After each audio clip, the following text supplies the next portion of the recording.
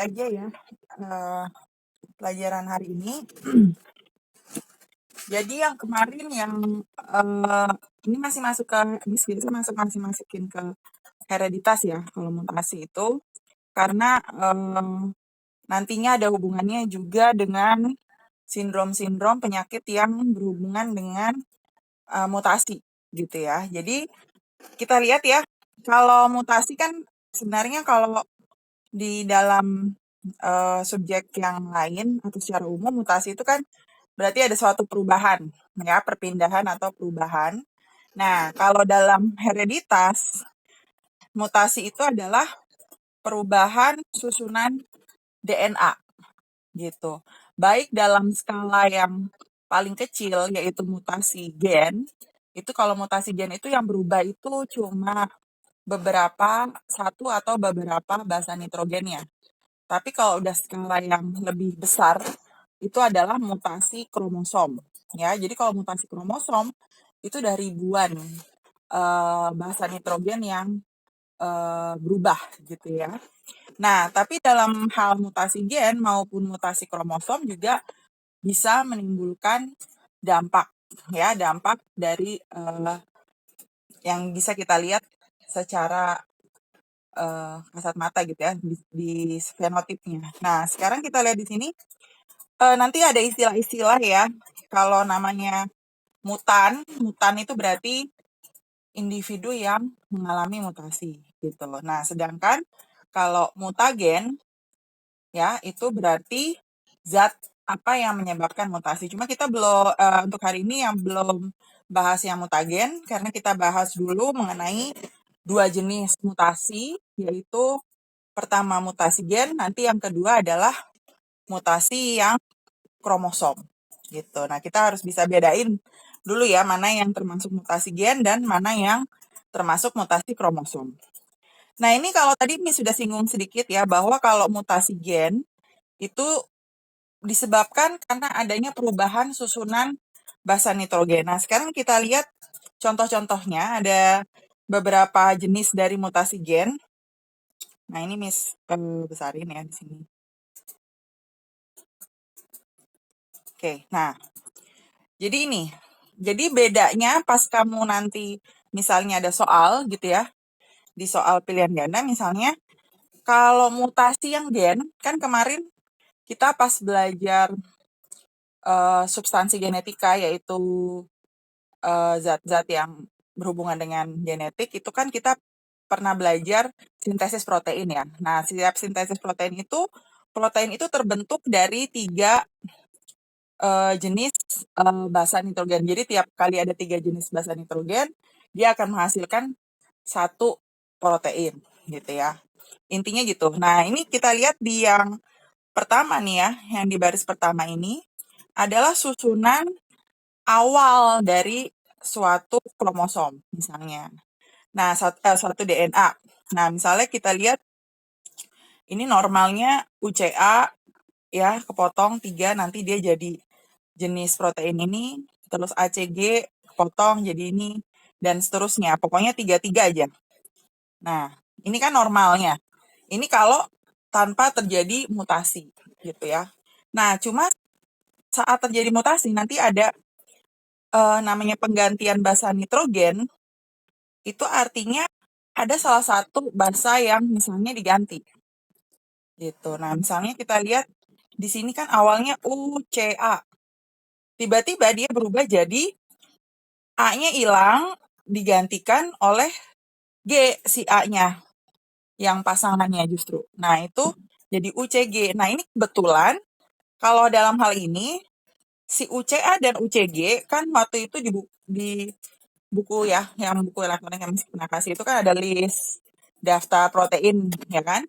Kebetulan mereka berdua, UCA maupun UCG, masih menghasilkan satu protein yang sama, jenisnya SER.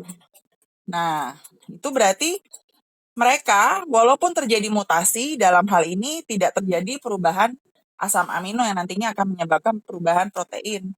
Gitu. Jadi ini terjadi mutasi tapi nggak ada dampaknya. Gitu. Nah, sekarang kita lihat lagi bagaimana kalau misalnya si siapa si basa nitrogennya tadinya awalnya ACG, tiba-tiba A-nya berubah menjadi C. Jadinya kan bentuknya jadi CCG. Nah, ini akan menghasilkan jenis asam amin yang berbeda, tadinya THR jadi PRO. Nah, kalau terjadi mutasi ini berarti nanti hasil proteinnya akan berbeda juga gitu. Ya, terus ada juga yang lebih, kalau yang ini paling menghasilkan jenis protein yang berbeda akan menghasilkan sifat yang berbeda gitu kan. Nah, tapi gimana kalau misalnya ini GAG tadinya harusnya bisa menghasilkan protein GLU, tiba-tiba si G-nya berubah jadi U. Nah, akan menghasilkan komposisi UAG dalam basa nitrogennya itu ya. Nah, berarti UAG itu sedangkan adalah perintah bukan untuk membentuk asam amino, tapi perintah untuk menstop sintesis asam protein tersebut. Nah, berarti kalau dia stop, berarti yang lainnya nih, yang di belakang dari si GAG ini tidak akan terbentuk karena stop gitu. Jadi ini ada kepotong.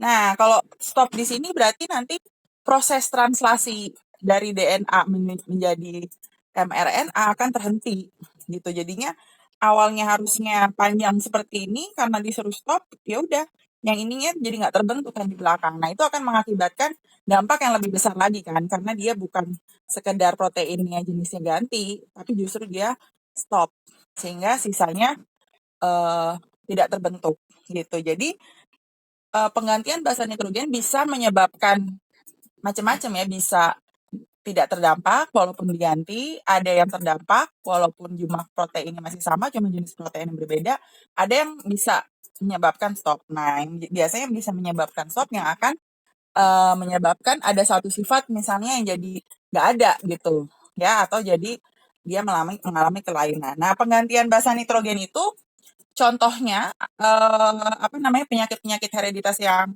disebabkan oleh penyakit penggantian basa nitrogen. Contohnya itu adalah yang kemarin kita bahas di penyakit turunan pada manusia itu buta warna.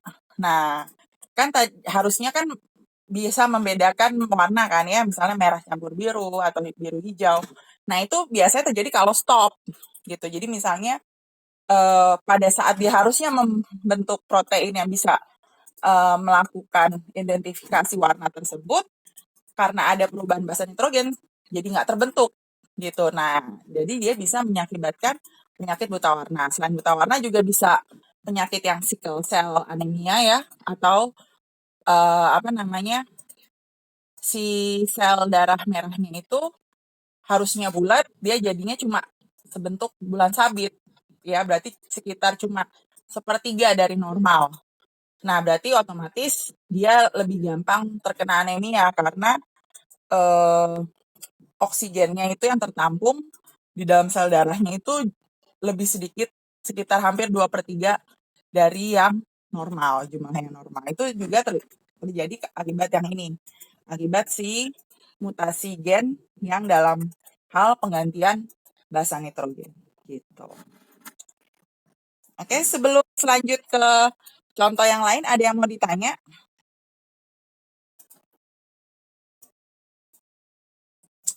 Nggak ada? Kalau nggak ada berarti ini lanjut ya ke yang selanjutnya.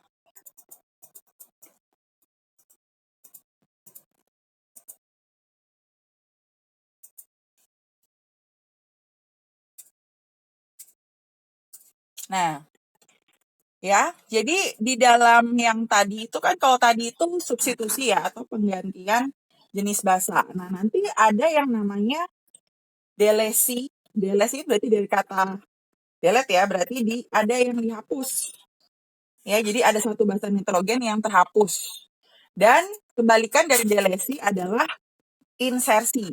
Insersi itu berarti ada penambahan satu basa nitrogen. Nah, sekarang kita lihat di gambar sini ya. Kita lihat ya. Yang pertama ini adalah normal ya. Kalau kita normal nggak ada perubahan atau nggak ada mutasi sama sekali, itu seperti ini. Ya kan? Nah, ini adalah atasnya itu adalah Kalau kita lihat ini jumlah bentuk nitrogennya kodenya sama semua kan. Berarti dia akan menghasilkan asam amino juga yang sama.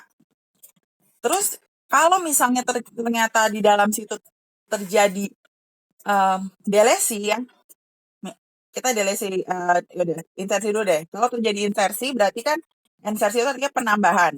Nah, misalnya ini awalnya GCU, oke.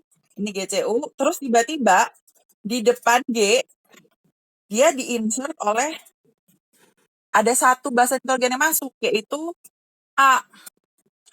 Berarti nanti kan karena pembentukan asam amino itu per 3 basa nitrogen, jadi udah nggak GCU lagi karena dia tiba-tiba masuk A, jadinya modelnya dia jadi AGC.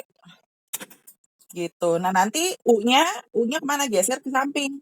Jadi UGC dan lainnya. Nah, nanti jadi berubah kan asam aminonya. Jadi yang awalnya ALA jadinya sekarang jadi SER, dan yang belakangnya jadi cis. Beda semua. Cuma karena ada satu basa nitrogen yang masuk. Nah, sekarang kita lihat kalau sama halnya misalnya kita dikurangi. Misalnya yang ini normal, kita lihat ini normal ya. Normal, terus tiba-tiba G-nya di dalam GCU ini hilang. Berarti nanti karena G-nya hilang, si CU yang di sini ya akan membuat protein yang berbeda karena si CU ini akan ngambil si G yang dari sini kan. Jadi CUG dari sebelahnya sini. Nah, nanti jadi akan membentuk protein yang baru, yang beda, yaitu si LRU. Nah, ini ya. Terus nanti sebelahnya juga sama kan jadi. Nah, gitu dan seterusnya. Gitu ya.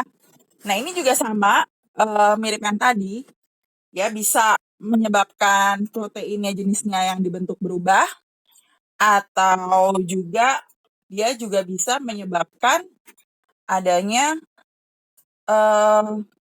kalau misalnya kodenya jadi stop, ya berarti kalau kodenya stop berarti ya, sifatnya nggak akan keluar gitu ya, jadi menjadi kelainan. Itu bisa juga, gitu ya. Jadi tergantung aja sama contoh, awalnya seperti apa, gitu.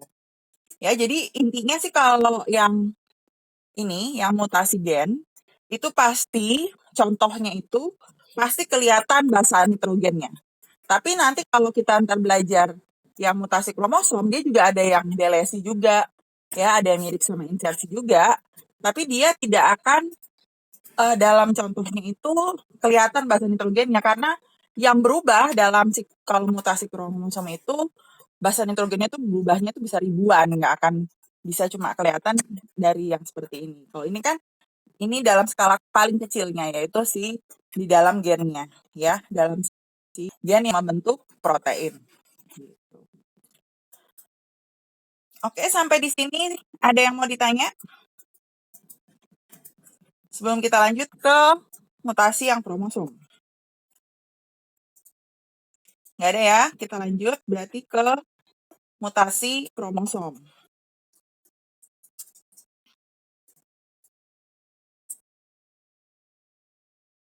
Nah, ini ya, mutasi kromosom. Jadi kalau mutasi kromosom itu skalanya jauh lebih besar. Kan karena kan kalau tadi itu cuma salah satu gen yang ada di dalam kromosom. Nah, kalau ini kromosom kan kromosomnya itu yang mengalami pergeseran gitu ya. Nah, itu skalanya jauh lebih besar dibanding yang mutasi gen. Nah, biasanya kita lihat nih ya, yang pertama kita lihat contohnya yang pertama itu adalah delesi dan duplikasi. Ya, berarti delesi juga sama seperti yang di tadi mutasi gen, tapi yang di sini yang hilang itu bukan cuma satu basa nitrogen, tapi yang hilang itu adalah sebagian dari kromosom. Jadi misalnya ini kan normalnya, kamu lihat di sini. Normalnya itu kan ini seperti ini ya. Nah, ada 2 lokus ini. Terus habis itu ada bagian yang hilang di sini. Nah, ada bagian yang hilang. Jadi awalnya misalnya panjangnya misalnya berapa gitu ya. Karena ini hilang, bagiannya ini jadi lebih pendek sih yang panjang ini. Tuh ukurannya. Nah, itu yang disebut sebagai delesi. Biasanya sih dia kayak gini misalnya ini bagian A, B, C gitu ya, D. Biasanya dia bentuknya dalam huruf, karena kan dia nggak bisa dalam bahasa. Nah, nanti misalnya B-nya hilang, berarti ntar jadinya cuma tinggal A, C, D gitu. Itu adalah yang delesi. Nah, sedangkan kalau duplikasi adalah justru dia mengalami penambahan. Nah, penambahannya itu dengan menduplikasikan diri bagian dari yang mengalami duplikasi itu. Jadi misalnya kalau ini contohnya sama kayak tadi ya, ABC, awalnya ABCD gini. Nah, yang menduplikasikan dirinya adalah siapa? Si B-nya gitu. Jadi nanti modelnya jadinya A, B, terus B lagi, terus C, nah itu baru D. Nah, jadi si bagian B-nya nggak hilang, justru dia bertambah gitu. Nah, nanti pasti ini sih nggak kelihatan ya, harusnya ukurannya nanti jadi makin panjang gitu. Nah, ini biasanya kalau udah kromosom nanti akan muncul sindrom-sindrom. Nanti kita belajarnya sih nggak sekarang, karena banyak ya jenis sindromnya. Nah, sindrom-sindrom itu misalnya contohnya kalau ini dalam kasusnya kalau misalnya ada yang hilang, itu ada namanya sindrom nih, Cri-du-Chat. Nah, itu ada apa sih kalau orang yang mengalami sindrom ini biasanya kekurangannya apa gitu ya. Nah, itu bisa kita cek di situ. Oke, nah itu adalah yang delesi dan duplikasi ya. Nah, sekarang kita lanjut ke yang selanjutnya.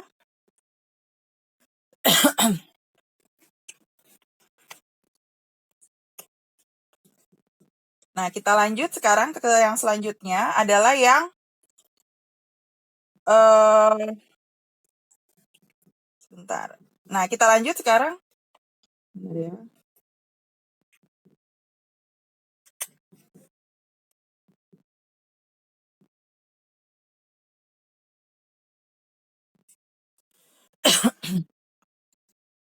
Oke, kita lanjut. Nah, yang selanjutnya adalah yang inversi gitu ya. Jadi kalau di inversi ini kita lihat keadaannya di mana ada yang patah, tapi kalau cuma patah terus hilang itu kan delesi. Nah, kalau inversi itu patah tapi dia gabung lagi, masuk lagi, jadi tapi pas masuk lagi itu nggak sesuai urutannya, jadinya malah kayak ukuran apa dianya tuh ngebalik gitu ya, jadi urutannya jadi beda. Jadi kalau kita lihat contoh di sini, inversi nih. Nah, kita lihat contohnya, ini ada inversi parasentris dan perisentris. Kalau para, itu berarti yang mengalami itu masih dalam satu lokus yang sama. Ini kan kebagi dua nih lokus kromosom. Nah, sedangkan kalau yang perisentris itu terjadi dengan dua lokus yang berbeda. Ini ada lokus yang pertama dan lokus yang kedua.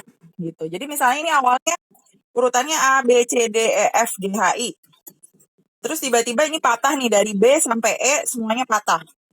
Tapi dia habis itu masuk lagi. Tapi pas masuk lagi kayak ini ketukar gitu ya, kayak malah dia muter. Jadinya si E-nya jadi di depan. Jadi urutannya kebalik. Jadinya harusnya A B C D E, jadinya jadi E D C B. Nah, masuknya ke situ. Nah, ini kalau yang inversi persentase juga sebenarnya sama aja. Misalnya, tapi ini dia terjadi di dua lokus. Misalnya ini tadinya C, D, E, F, terus G-nya di yang seberangnya. Pas dia muter balik ya, pas dia masuk lagi, G-nya jadi di sini, di tempat yang dekat si B. Nah, justru yang si C, D, E, F-nya, itu F, E, D, C-nya nanti masuk ke sebelah sana. Gitu ya.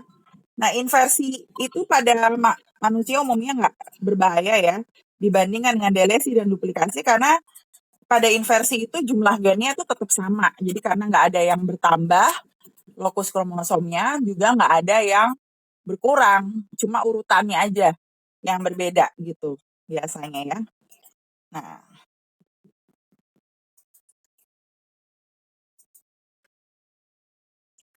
ini yang delesi dan duplikasi. Nah, sekarang ada lagi.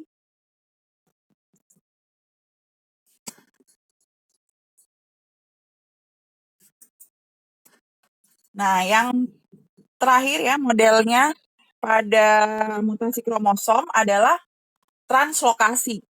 Nah, translokasi itu apabila satu kromosom itu menempel pada kromosom yang bukan homolognya, jadi dia jenis kromosomnya beda gitu. Jadi bisanya digambarinnya nggak bisa pakai yang tadi aja, ini harus kita lihat kayak gini ya, model kromosom nih.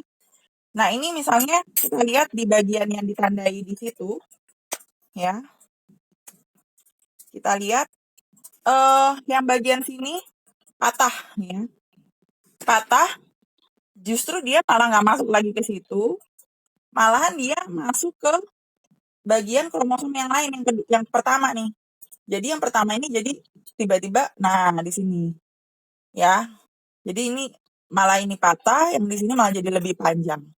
Gitu. Nah, nantinya pada saat si kromosomnya itu mengalami mitosis gitu ya. Nah, nanti jadi malah macam-macam. Karena kan kalau mengalami mitosis kan nanti ini kebagi dua ya waktu kita belajar pembelahan sel. Gitu. Jadi ada yang putih semua nih. Ya, terus tiba-tiba ada yang pendek panjang, ada yang ini berarti ya. Jadi akan menghasilkan gamet anakan yang kromosomnya justru berbeda-beda dari induknya, dari awal yang sel awalnya. Harusnya kan secara normal kita tahu bahwa identik kan, menghasilkan anakan yang identik pada saat dia mengalami pembelahan sel. Cuma karena ada pada saat proses ini, ada yang patah dan dia bergabung ke kromosom yang lain, makanya anakannya pas kita lihat bentuknya beda-beda isinya.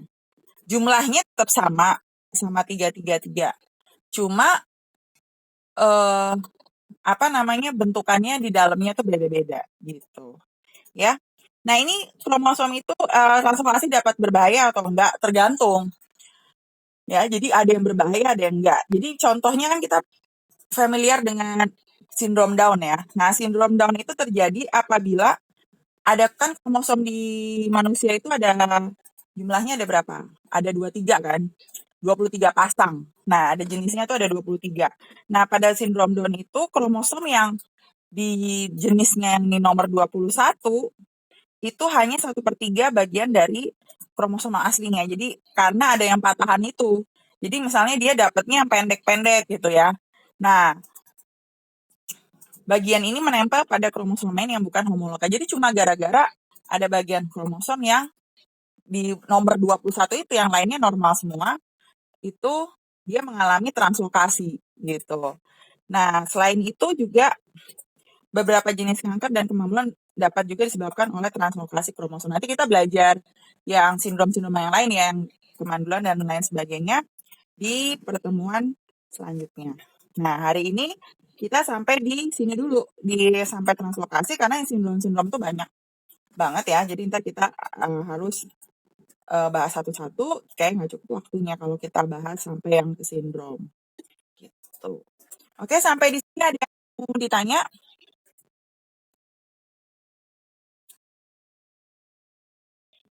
Oke, boleh.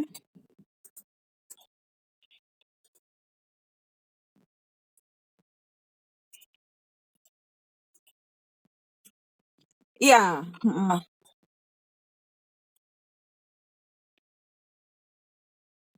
mhm. Iya, heeh. Jadi panjangnya berbeda, ya kan? Otomatis nanti itu kan satu kromosom. Kalau panjangnya berbeda pasti nanti ujung-ujungnya protein yang dihasilin juga beda kan di dalamnya. Udah pasti bahasanya jadi urutannya beda lagi. Yang kayak tadi itu yang kita lihat yang mutasi gen itu. Nah iya. Jadi ada yang jadi lebih panjang tiba-tiba. Ya kan kalau dia mengalami duplikasi. Terus ada kalau bahkan kalau pindah aja hasilnya bisa kayak gini kan. Gitu ya. Apalagi yang tadi yang delete sama yang duplikat itu juga sama. Itu juga memiliki bisa mengakibatkan penyakit yang sindrom-sindrom. Nanti kita bahas penyakit sindrom-sindromnya itu macam-macam. Cuma yang nggak begitu bahaya yang mutasi kromosom itu yang tadi yang apa namanya yang bisa balik lagi ya. Nah itu yang jumlahnya sama, cuma kayak kebalik urutannya. Nah itu masih kenapa nggak begitu berbahaya karena itu panjangnya bakal masih sama gitu ya. Panjangnya masih sama, ukurannya sama, dan jumlah lokus kromosomnya juga masih sama. Iya, betul. Ada lagi yang mau ditanya? Kalau nggak ada nanti eh share ya videonya seperti biasa di Google di grup. Kayaknya sih kalau hari ini kayaknya nggak ada tugas karena belum selesai sih masalah yang mutasi itu. Jadi mutasi itu nanti ada pembahasannya lagi. Ntar kita minggu depan belajar mengenai yang sindrom-sindrom ya. Jadi yang paling banyak itu emang yang akibat kromosom itu. Nanti kita bahas satu-satu sindrom-sindromnya dan kenapa gitu bisa terjadi. Oke. Nah, oke sampai di sini dulu. Selamat siang semua. Yuk.